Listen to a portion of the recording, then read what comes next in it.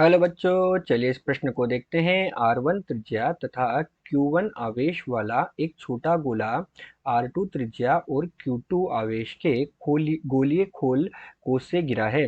दर्शाइए यदि Q1 धनात्मक है तो जब दोनों को एक तार द्वारा जोड़ दिया जाता है तो आवश्यक रूप से आवेश गोले से खोल की तरह ही प्रवाहित होगा, चाहे खोल पर आवेश Q2 कुछ भी हो। तो चलिए बच्चों, सर्वप्रथम हम इस प्रश्न की मुख्य अवधारणा पर चर्चा करते हैं। और उसके लिए बच्चों हम यहाँ पर क्या लिख रहे हैं?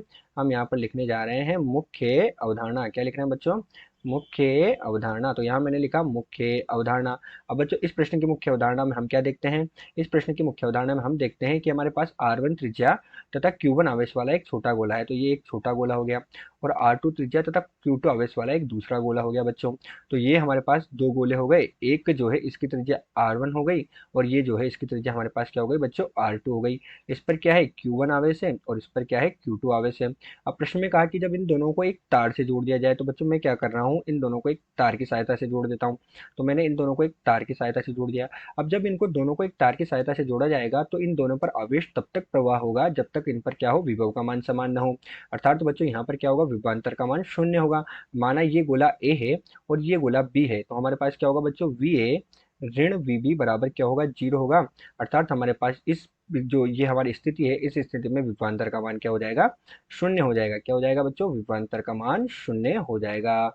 तो चलिए बच्चों, अब हम मुख्य अवधारणा के आधार पर प्रश्न को हल करते हैं। तो अब हम क्या देख रहे हैं? प्रश्न का हल देख रहे हैं। और प्रश्न में हम क्या देखते हैं कि हमारे पास जो A वाला गोला है, उस A वाले गोले पर और B वाले गोले पर दोनों पर विभव का मान निकालेंगे, क्योंकि हमारे पास विभवांतर का मान क्या है? शून्य है।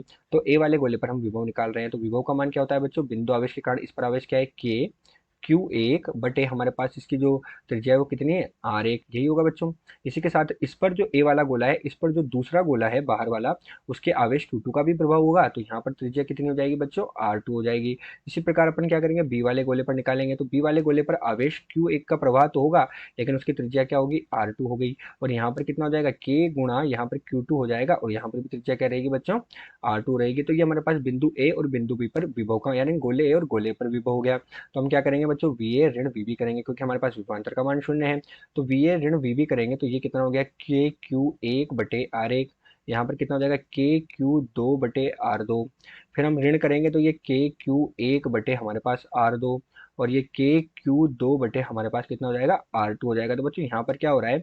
ये वाला जो दूसरा वाला और चौथा वाला है, ये आपस में निरस्त हो जाएंगे। ये निरस्त हो जाएंगे तो हमारे पास क्या बचेगा बच्चों? KQ1 और क्या बचेगा अंदर? 1/R1 और ऋण क्या बचेगा? 1/R2। ये मान हमारे पास बचा बच्चों VA ऋण VB, अर्थात विभवांतर का मान हमारे पास ये हमें प्राप्त हुआ। तो बच्चों हमारे पास विभवांतर का ये मान हमें प्राप्त हुआ और हमारे पास हमने देखा कि हमें R1 त्रिज्या का गोला और R2 त्रिज्या का गोला दिया गया है, लेकिन हमारे पास R1 क्या है? R2 से बड़ा है।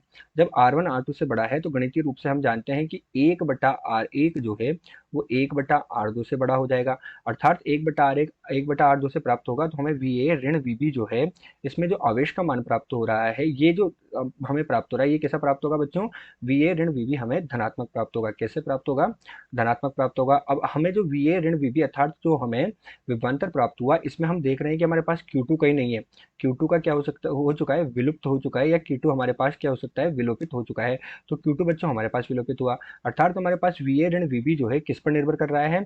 VA ऋण VB जो है ये धनात्मक है, तथा ये VA ऋण VB जो है ये Q1 आवेश पर निर्भर कर रहा है। किस पर निर्भर कर रहा है? जो Q1 आवेश है हमारे पास, उस Q1 पर ही ये निर्भर कर रहा है। अतः हम क्या कह सकते हैं? अतः हम ये कह सकते हैं कि हमारे पास, हम इसे जब दोनों को आवश्यक रूप से तार से जोड़ेंगे तो आवेश क्या होगा? गोले से खोल की तरफ ही प्रवाहित होगा, चाहे उस पर आवेश Q2 कुछ भी हो, क्योंकि Q2 तो बच्चों हमारे पास विलुप्त हो चुका है। अतः आवेश जो है वो आवश्यक रूप से गोले से खोल की तरफ ही जाएगा। किधर जाएगा बच्चों? गोले से खोल की तरफ प्रवाहित होगा, तथा VA ऋण VB धनात्मक होगा। और VA ऋण VB धनात्मक होने से हमारे पास जो गोला है इस पर Q1 आवेश रहेगा, इसीलिए गोले से खोल की तरफ आवेश Q1 ही प्रवाहित होगा, चाहे Q2 कुछ भी हो। आशा करते हैं आपको प्रश्न समझ आया होगा। धन्यवाद।